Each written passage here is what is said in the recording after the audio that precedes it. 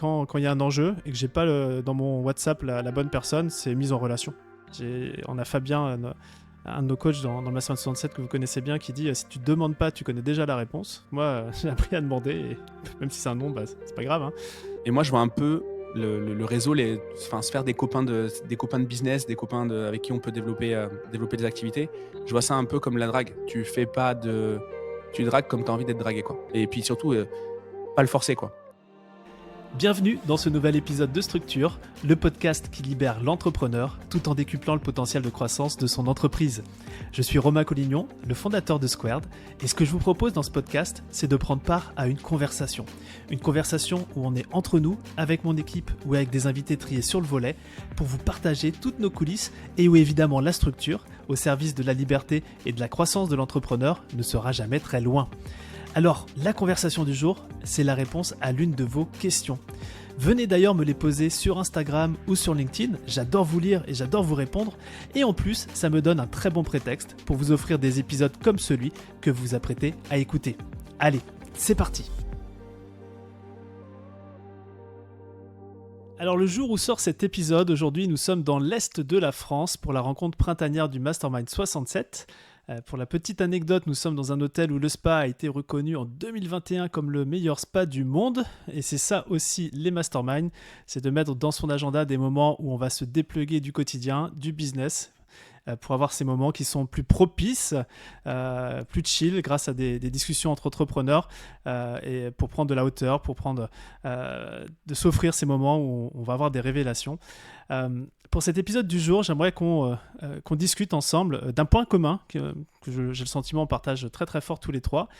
En tout cas, assez fort pour qu'on puisse en faire un épisode, c'est l'étendue et la qualité de votre réseau entrepreneurial. Quand je vous observe, et ça fait des années, je ne peux pas m'empêcher de penser que vous avez une certaine intentionnalité dans la façon dont vous développez votre réseau, dans la façon dont vous nourrissez votre réseau, etc. Donc voilà, j'ai plusieurs questions à vous poser et peut-être que Charlotte, tu pourras démarrer, mais voilà, qu'est-ce que ton réseau t'apporte, comment tu l'utilises, comment tu le développes, comment tu le nourris, voilà, toutes ces questions qui, je sais, intéressent énormément notre audience. Vaste sujet. Alors, mon réseau, il m'apporte énormément. En fait, il y a beaucoup de choses dont j'ai plus besoin parce que j'ai du réseau. Je pense notamment, tu vois, à tout ce qui est recherche de solutions, de stratégies, de retour d'expérience. En fait, c'est plus la question de comment je peux me débrouiller, c'est plutôt à qui je vais demander ça, tu vois. Et ça change beaucoup de choses, en fait. Ça simplifie toujours. D'ailleurs, c'est toi je crois, qui m'avais parlé de cette question la première fois. Plutôt que de se demander comment, demande-toi qui. Et ça marche dans l'entreprise, c'est-à-dire dans l'équipe, mais ça marche aussi dans le réseau. Donc ça m'apporte ça, et en fait le réseau, moi, ça m'a apporté énormément d'expérience et de relations, c'est-à-dire relations, tu vois, grâce au réseau et notamment grâce au mastermind, parce que moi, je peux en reparler, mais le plus gros levier de développement de mon réseau, ça a été le mastermind. En fait, il y a eu le réseau de avant le mastermind et il y a eu le réseau de après le mastermind. J'avais déjà du réseau avant le mastermind, mais ce que je faisais, c'est que du coup, j'y allais un peu à la mano, tu vois, pour essayer de rencontrer du monde. Au tout début, j'allais à des événements pour rencontrer du monde. Ensuite, j'utilisais LinkedIn ou Shaper, qui est une application de networking pour pouvoir rencontrer du monde. Donc, puis bouche à oreille et tout. Mais tu vois, c'est quand même assez laborieux quand tu t'y prends de cette façon-là. Et puis, tu vas pas forcément non plus toucher des strates assez élevées dans l'entrepreneuriat. Et ensuite, j'ai rejoint le 67. Et en fait, il y a un côté... ça groupe en fait toutes les personnes de l'industrie, c'est-à-dire que t'as les participants du mastermind, mais t'as aussi les anciens, t'as les guests, t'as les dîners, donc en fait ça brasse, si tu veux, énormément de personnes. Enfin, je te l'apprends pas, hein. C'est toi qui organise ça en sachant très bien pourquoi, mais ça brasse énormément de personnes de qualité, où du coup ça simplifie tout. Et donc moi ça m'a amené des contacts professionnels, ça m'a amené les associés que j'ai eu sur Postadem, ça m'a amené des amitiés incroyables, ça m'a amené des collaborations. Ça m'a amené en fait à peu près tout ce que je fais aujourd'hui, tu vois. Et c'est aussi en étant en contact avec ce réseau que j'ai pu vraiment comprendre le business en profondeur, parce que quand tu te bases que sur des bouquins, du contenu en ligne, des formations, en fait, t'as la surface. Quand t'échanges avec des vrais gens, de la vraie vie, t'as les coulisses de cette histoire-là. Tu sais comment la personne a vécu la stratégie qu'elle peut te raconter sur le papier. Tu sais les galères du moment, tu sais aussi, tu comprends aussi la personne qu'elle est là, c'est-à-dire quelles sont ses valeurs hautes. Donc tu vas pas comparer les trucs pas comparables, parce que tu vois le caractère qu'il y a derrière. Donc en fait, ça apporte énormément de compréhension, vraiment cette vision là aussi beaucoup plus profonde, beaucoup plus fine de tout ça. Et voilà, donc qualité de la compréhension, qualité des relations et juste des expériences aussi, tu vois. Je pense aux expériences mastermind. Enfin, pour moi, le réseau, c'est pas donner des cartes de visite ou faire des zooms pour voir nos synergies, quoi. Moi, les synergies, j'en ai pas grand-chose à cirer. Moi, ce qui m'amuse, c'est de passer des bons moments, tu vois, des dîners, du spa, et de refaire le monde de cette façon-là. Donc, essentiellement, c'est ça. Cela dit, je me suis quand même rendu compte d'un truc en réfléchissant à ça, c'est que je pense que je peux quand même, pour autant, redévelopper le côté intentionnel, c'est-à-dire pas que le réseau qui m'est donné tout cuit via les rencontres, via les mises en relation, parce qu'aujourd'hui, c'est vrai que je rencontre quelqu'un que s'il y a une mise en relation par quelqu'un de mon réseau actuel, effectivement. Mais je pense que moi, je peux être aussi plus intentionnelle et plus proactive dans le développement de mon réseau. Et le fait d'en parler m'a permis d'en prendre conscience. Ouais, je crois que l'intention, c'est clé parce qu'effectivement, quand on a tous un réseau en vrai, que ce soit familial, que ce soit les anciens copains ou copines de l'école, ou etc., mais qui évoluent pas forcément avec les mêmes valeurs, avec les mêmes objectifs, etc., et qu'à un moment donné, il faut se dire comment de manière intentionnelle, je peux me mettre dans un réseau. Alors on parle de réseau, je trouve que le mot est peut-être un peu galvaudé, j'aurais pas dû utiliser ça, mais comment je peux me mettre en contact avec des gens qui vont me tirer vers le haut, quoi, et avec mes aspirations du moment. Ouais. Donc, et tu vois, à une époque, pour Postadem, j'avais le blog, j'avais le podcast, et en fait, le contenu est aussi un excellent levier de développement du réseau, parce que du coup, tu vas être invité, tu vas inviter toi-même, et je sais qu'il y a beaucoup de gens que j'ai rencontrés grâce à ça. Ensuite, c'était plus moi qui le faisais, et puis après, j'ai arrêté, et aujourd'hui, j'ai pas, pour l'instant, en tout cas, de contenu qui va générer ce type d'interaction. Donc, effectivement, il y a une forme de stagnation aujourd'hui dans mon réseau, et je commence à m'en rendre compte quand je vois des amis, des membres de mon des proches qui discutent de un tel, tout le monde le connaît sauf moi, en tout cas personnellement, tu vois. Je me dis, là, c'est que je suis en train peut-être de sortir de l'écosystème et c'est un peu un warning pour moi quand plusieurs personnes de mon entourage connaissent quelqu'un que je ne connais pas. C'est ça mon indicateur. Ouais. Moi, j'ai le même. De dire, tiens, c'est bizarre, tout le monde parle de cette personne-là et je le connais pas.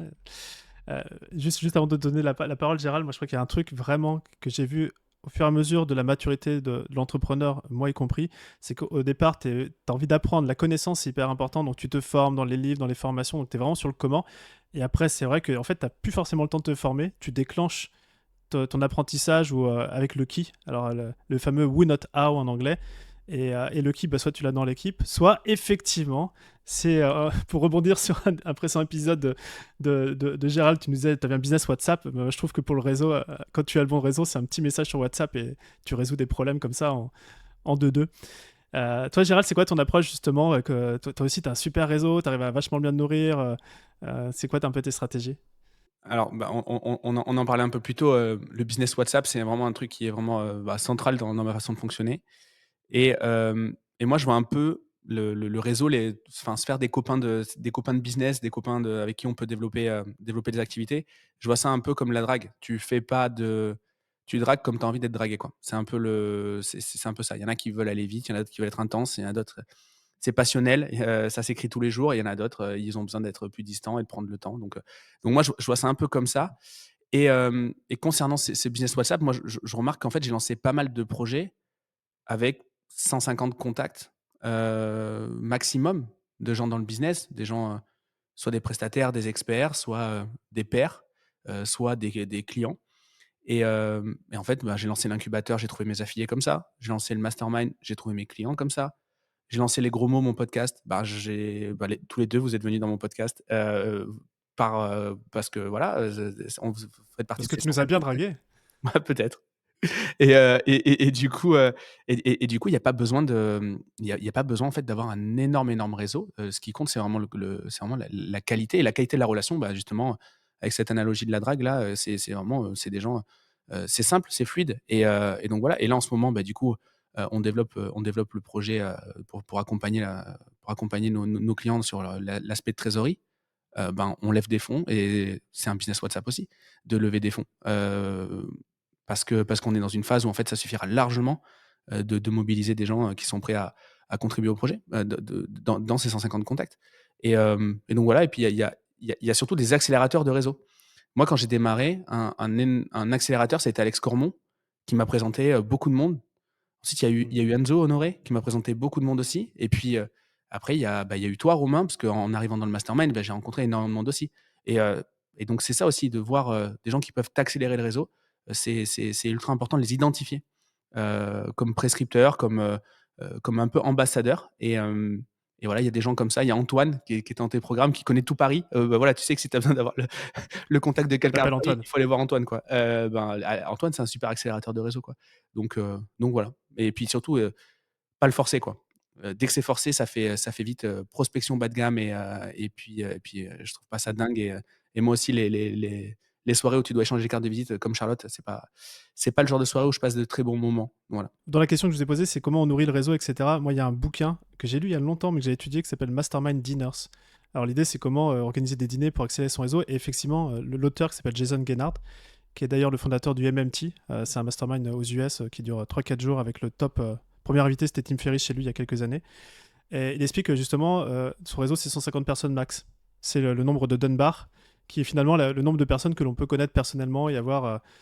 Et à partir de là, de ces 150 personnes, il les classe. Alors, j'ai plus tout à fait les catégories, mais il y a 4 catégories, dont la première catégorie, ce sont les accélérateurs de réseau, justement. Tu vois, c'est les 4-5 personnes. C'est incroyable. J'ai pas lu le bouquin. Je vous promets que j'ai pas lu le bouquin. C'est pas de la triche. J'ai pas triché.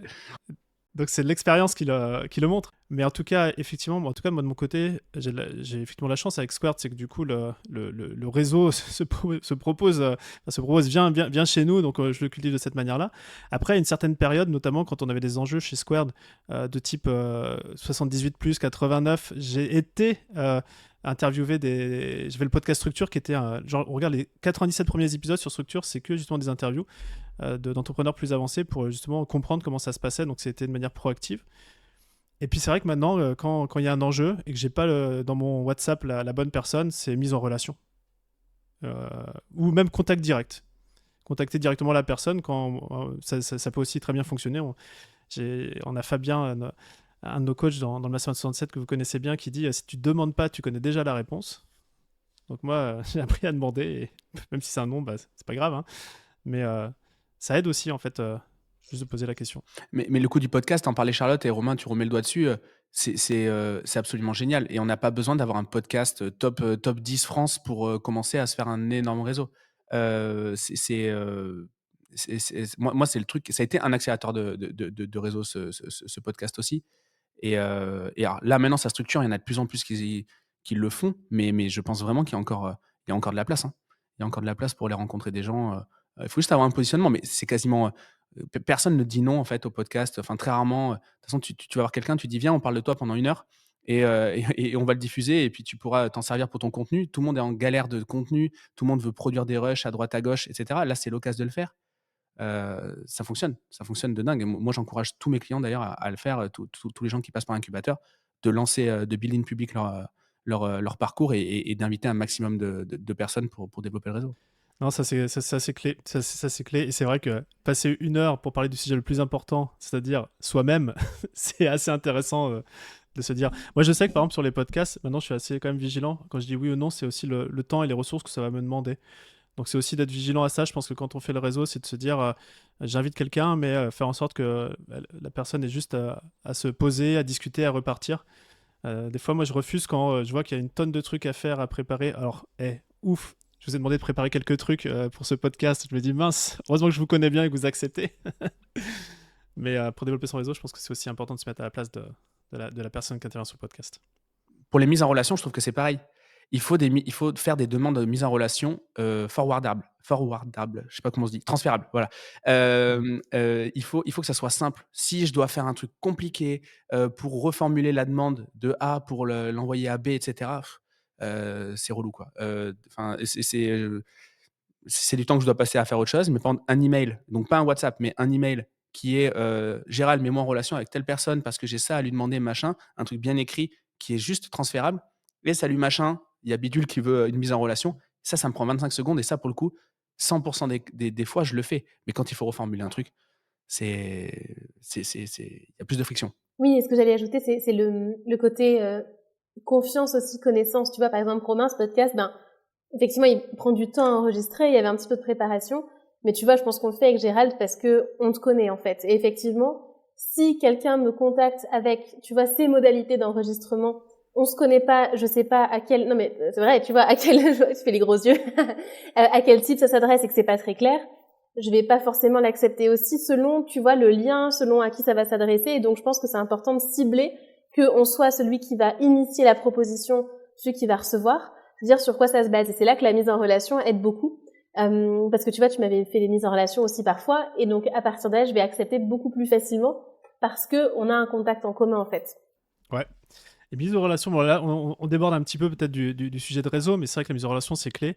Je pense que quand on souhaite être mis en relation, c'est de tout de suite montrer la valeur qu'on peut apporter à l'autre. Parce que il faut se mettre à la place de la personne qui va faire la mise en relation, elle a sa crédibilité en ligne. C'est comme des cartouches, c'est-à-dire que si elle fait une mise en relation et que ça marche pas, bah, elle aura beaucoup plus de mal sur son propre réseau à refaire la mise en relation. Moi, je sais que j'ai pu me griller en voulant être gentil, et en fait, des fois, c'est aussi important de dire non, ou alors reformule ta demande, etc. Pour faire la mise en relation. Et puis là, j'en fais quasiment tous les jours, moi, des mises en relation.